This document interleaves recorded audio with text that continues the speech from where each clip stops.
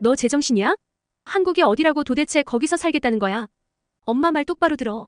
네가 한국에 가면 우리 모녀 사이는 이걸로 끝이야. 한국에서 절대 돌아올 생각하지 마. 여기 엄마와 딸이 심각한 분위기 속에서 다투고 있습니다. 딸의 한국행 결정에 단단히 화가 난 엄마는 딸에게 험한 말을 쏟아붓기 시작하는데요. 과연 어떤 일이 생긴 것일까요? 영상 시청 전 구독과 좋아요는 영상 제작에 큰 힘이 됩니다. 안녕하세요. 러시아인이었지만 지금은 한국인이 된 나탈리아라고 합니다. 한국에서 산 지는 7년 차에 접어들고 있어요. 저는 우연히 한국에 왔다가 어쩌다 보니 지금 한국인이 되어버렸네요. 평범한 가정에서 자라난 저는 다른 친구들과 비슷하게 고등학교를 졸업하고 대학교 진학을 앞두고 있었습니다. 사실 전 어렸을 때부터 공부를 그다지 좋아하는 편은 아니었어요. 당연하게 성적이 좋지 않았고 제 성적에 맞춰서 대학에 갈 수밖에 없었어요. 제가 살던 곳은 블라디보스톡이었고 갈 수 있는 대학교가 러시아 내에서 큰 학교에 속하는 편이었어요. 그때 당시 제가 가려고 하는 대학교에는 미국, 중국, 베트남, 일본, 한국 등의 외국어 전공학과들이 많았는데 이제 막 생겨난 아시아 학과들이 줄을 이뤘어요. 아시아 학과들은 학생들이 선호하는 과는 아니었어요. 저는 일지망으로 영문과를 지원했는데 성적이 좋지 못하니 당연히 1차 서류에서 탈락을 했어요. 대학에 지원할 때 3지망까지 함께 지원했어야 했는데 솔직히 2지망은 일본어과를 지원하고 싶었어요. 그런데 또 떨어질까봐 너무 걱정되더라고요. 그래서 가장 경쟁률이 낮은 한국어과를 선택했어요. 한국어과가 이제 막 새로 생긴 학과여서 학생을 몇 명 뽑지도 않았지만 실제로 지원하는 사람도 없었어요. 모집 인원보다 지원 인원이 더 적어서 저는 한국어과에 쉽게 합격할 수 있었습니다. 친구들은 제가 한국어 전공을 선택했다고 하니까 다 놀렸어요. 차라리 중국이나 일본어과를 지원하지 왜 하필 한국이냐면서요. 사실 그때까지만 해도 저도 좀 창피했습니다. 한국에 대해서 아는 것도 없었고 한국이 어디에 있는 나라인지도 몰랐으니까요. 지금 생각하면 제가 한국이란 나라에 대해서 정말 무지했던 것 같은데요. 처음에 한국어 수업을 들으러 교실에 들어가면서 생각했던 게 한국은 일본과 가깝기도 하고 예전에 일본이 한국을 통치한 적도 있다고 하니 문자도 비슷할 것 같다고 말이죠. 그래서 왠지 한국어는 일본어의 사투리 정도이지 않을까 생각했고 한국어과를 졸업하면 일본에서 사업 정도는 할 수 있겠다는 말도 안 되는 생각을 했었어요.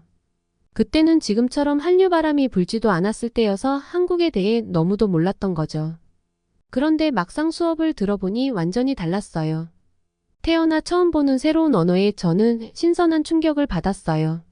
물론 모든 언어를 처음 배우면 드는 생각일 테지만요. 일단 한국어랑 한자나 일본어랑은 정말 다르다는 것을 알고 놀랐어요. 오히려 한자랑 일본어 글씨가 비슷해 보이더라고요. 한글을 처음 봤을 때 글씨가 눈에 되게 잘 들어왔어요. 한자나 일본어 같은 경우에는 문자라기보다는 그림을 그려놓은 것 같은 느낌이 들었는데 한글은 사각형 안에 글자가 딱 들어가 있고 단순해 보이더라고요. 그래서 한글이 시각적으로도 눈에 잘 들어왔어요. 게다가 말할 때 발음이 아름다운 느낌이 들어서 계속 말하고 싶은 욕구가 생겼어요. 물론 나중에는 한글 단어를 구분하는 게 어려워서 머리에 쥐도 좀 났지만요. 그래도 한국어는 러시아어에 비해서 쉬운 거라고 생각했어요. 세계에서 가장 어려운 언어 중에 하나가 러시아어라는 거 알고 계신가요? 러시아어에는 격이 6개가 있고 격에 따라서 단어의 형태도 바꿔야 해요. 게다가 단어의 강세를 예측하기가 어려워서 헷갈려하는 사람들이 많거든요. 저는 러시아에서 태어나고 자라왔기에 러시아어에 자연스럽게 익숙해졌지만 이것을 설명하라고 하면 못할 것 같아요. 어쨌든 저에게 한국어는 외국어이고 그것을 배우는 것이 어렵기도 했지만 재미도 있었어요. 그리고 한국어가 정말로 신기한 게 맞춤법을 엉망으로 쓰고 영어를 섞어서도 알아볼 수 있고 문법을 하나도 안 지켜도 소리만 있으면 알아볼 수 있다는 거예요. 이렇게 위대한 언어는 세계 어디에도 없을 거예요. 저는 한국어의 매력에 푹 빠져 한국어를 열심히 공부했어요. 게다가 저희 학교에 한국어를 배우는 학생 자체가 별로 없어서 제가 조금만 열심히 해도 상위권의 점수를 받았어요. 상위권 점수가 나오니 저는 더 신나서 한국어 공부에 매진했어요. 한국어 공부를 하다 보니 조금씩 한국에 대해서도 관심이 생기더라고요. 그리고 제가 한국어 공부를 또 열심히 한 이유가 있는데 저희 학교에서 한국어를 가르치는 교수님이 정말 친절했어요. 사소한 것을 물어봐도 성심성의껏 답변해 주시고 제게 한국어 교재도 주시면서 열심히 공부해 보라고 하셨죠. 제게 한국어를 가르쳐 주셨던 교수님은 한국어를 공부할 때는 언어뿐만 아니라 문화도 같이 배워야 한다는 철학을 가지셨던 분이셨어요. 그래서 기회가 된다면 한국에 가서 한국에 대한 문화를 직접 경험하는 것도 좋다고 말씀하셨습니다. 그리고 저희 학교에서는 외국어 전공에 대한 특기자를 배출하려고 매년 성적 우수자에 대해서는 각국의 연계 학교로 어학연수까지 보내줬어요. 저도 나름 한국어 공부를 열심히 한 덕분에 한국에 갈 수 있게 되었죠. 그렇게 저의 한국 유학 생활이 시작되었어요. 한국에 와서는 한국인 친구들과 대화하는 시간을 많이 보내다 보니 한국어 실력이 하루가 다르게 늘어갔어요. 처음에는 단어와 문법에서 헤매기도 했지만 친구들과 자연스럽게 소통하면서 새로운 표현들을 배우고 문화적인 배경도 이해하게 되었어요. 덕분에 한국에서의 생활이 풍요로워지고 다양한 경험을 할 수 있게 되었습니다. 게다가 한국에서 살면서 빠른 시스템에 대해 놀란 적이 많았어요. 특히 대중교통 시스템은 정말 빠르고 효율적이었습니다. 지하철과 버스는 정확한 시간표와 정시 운행으로 정말 편리하더라고요. 그리고 모바일 결제 시스템이 매우 발달해 있어서 저는 대부분의 일을 휴대폰으로 간편하게 처리할 수 있었어요. 이런 빠른 시스템 덕분에 일상생활이 매 순간 편리하고 효율적이어서 생활의 질이 높아진 느낌을 받았어요.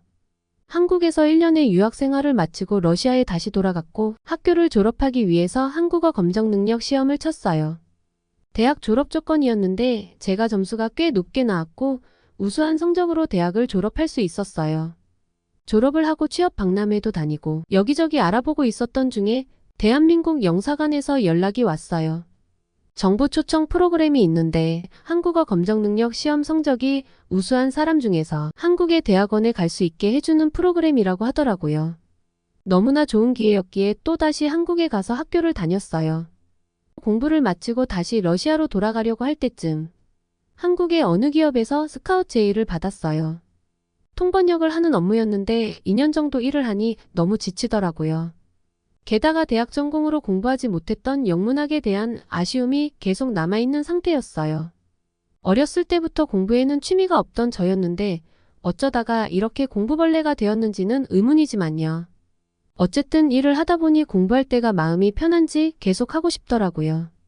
그래서 저는 한국 회사를 그만두고 학문에 더 정진하기로 마음먹고 미국 대학원에 진학했어요. 드디어 제가 하고 싶었던 영문학 공부를 할 수 있게 되어서 처음엔 너무 기뻤습니다. 그런데 막상 미국에서 살아보니 학교 다니면서 미국에서 사는 게 그렇게 힘들 줄은 몰랐어요. 8개월 정도 살았을까? 모든 게 너무 불편했어요. 미국이란 나라에 여행을 갔을 때는 그저 미국이 좋게만 보였는데 막상 와서 살아보니 일상에서의 미국은 저에게 최악이었습니다. 이를테면 전기세를 내는 것부터가 너무 힘이 들었어요. 한국에서는 납부 방법이 다양해서 1초면 그 일을 끝낼 수 있었는데 미국에서는 전기세 하나 내려면 전화하고 찾아가야 하고 지금 생각해보면 정말 끔찍하네요. 게다가 한 번은 인터넷 요금 때문에 상담원이랑 통화하다가 미쳐버리는 줄 알았던 적도 있었는데요. 미국 전역에는 통신회사만 1200개가 넘어요. 정말 어마어마한 숫자지요. 회사도 많고 서비스도 가격도 다양해서 약정기간이나 초기 설치비 그리고 모뎀 비용 같은 걸 알아봐야 해요. 보통 인터넷 약정기간이 2년인데 약정기간이 끝나면 가격이 오르거든요. 그래서 그 오른 가격이 6개월 단위인지 1년인지 계속 물어보고 따져봐야 해요. 그리고 요금이 너무 심하게 오른다 싶으면 다른 통신회사로 갈아타야 하기도 하고요. 그러다 보니 상담원과 통화해야 할 일이 왕왕 발생하는데 미국에서 전화 상담은 정말 고역입니다. 전화 대기도 오래 걸리고 일단 상담원과 통화하다가 그 상담원이 또 다른 책임자와 통화해야 할 것 같다고 기다려달라고 하더라고요. 그러다 보면 통화 대기 시간은 10분은 기본이었고 결국 기다려서 새로운 상담원과 전화 연결이 되었는데 상황을 처음부터 다시 설명하면서 이야기해야 했어요. 미국 땅이 워낙 넓다 보니 제가 애틀란타에 살아도 연결된 상담원이 워싱턴에 있거나 타주에서 내 전화를 받아 상담하는 경우도 있었어요. 게다가 더욱 미치겠는 건 상담하다가 전화 연결이 끊어질 때가 정말 많아요. 저는 AT&T라는 회사의 인터넷을 사용하고 있고 인터넷 요금 때문에 전화 상담을 하는 중이었어요. 한 40분을 통화하다가 끊어져서 다시 전화했는데 이전에 통화했던 상담원을 아무리 찾으려고 해도 찾을 수가 없더라고요. 상담원의 이름도 잘 기억나지 않았고 새로 걸어서 통화한 상담원 위치가 캐나다라고 하는 거예요. 정말 진이 빠지는 일이었어요. 계약도 이 정도인데 해지 과정은 말 안 해도 예상이 가시죠? 해지한다고 하면 상담원들이 전화를 기본 3번 이상은 돌려서 새로운 상담원에게 같은 말을 몇 번이나 반복했는지 시간이 정말 아까웠습니다. 이러한 일은 사소한 것에 불과하고 제가 미국에서 살면서 겪었던 불편함들을 본격적으로 말한다고 하면 밤을 새야 할지도 모르겠어요. 미국에 살면서 한국이 얼마나 편리하고 살기 좋은 나라였는지 깨닫게 되었죠. 처음에는 새로운 환경에 적응하느라 여러 어려움이 있었고 그 과정에서 한국에서의 생활이 그리운 순간이 많아졌어요. 미국에서의 생활이 만족스럽지 않았던 중 예전에 대학교에서 저를 가르쳐 주셨던 교수님과 연락이 닿게 되었습니다. 그 모습을 보니 마치 예전의 시간이 다시금 떠오르는 듯 했어요. 교수님은 다시 한국에 돌아와서 일을 해보지 않겠냐는 제안을 하셨습니다.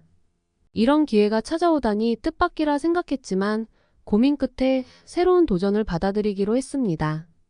한국에 돌아가서 풍부한 문화와 현대적인 편의시설을 즐기며 편안하게 살아가고 싶다는 생각이 들었기 때문이에요. 미국에서의 경험을 통해 깨닫게 된 한국의 매력과 편리함에 대한 감사함을 가지고 한국으로의 귀국을 결정하게 되었답니다. 한국에서의 생활은 꽤 만족스러웠어요. 한 가지 불안함을 제외하고는요. 그 이유는 비자 때문이었어요. 비자가 연장이 안 되면 저는 다시 러시아로 돌아가야 하거든요.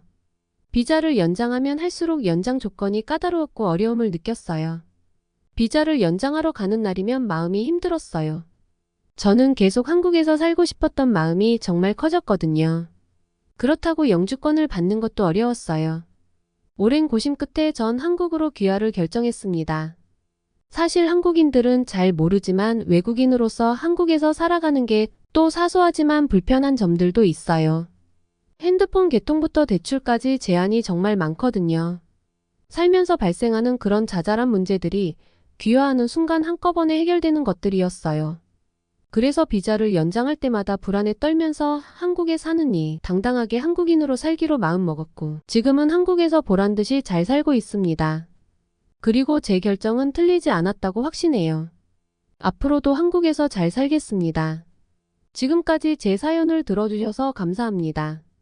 오늘의 사연 어떠셨나요? 공부에 관심이 없던 나탈리아 씨가 한국어를 배우기 시작하면서 한국에 대해서 알게 되고 한국의 편리한 생활 시스템을 겪다가 미국에서의 생활을 시작하면서 한국이 얼마나 편리하고 살기 좋은 나라였는지 깨닫게 되었네요. 미국에서의 경험을 통해 한국의 매력과 편리함에 대한 감사함을 가지고 한국으로의 귀화를 하였다는 소중한 사연이었습니다. 이제 한국인이 된 나탈리아 씨를 환영하며 한국에서 언제나 행복하시길 바랍니다. 끝까지 영상을 시청해주셔서 감사합니다. 여러분의 구독과 좋아요는 영상 제작에 큰 힘이 됩니다. 더욱더 좋은 영상으로 찾아뵙겠습니다. 감사합니다.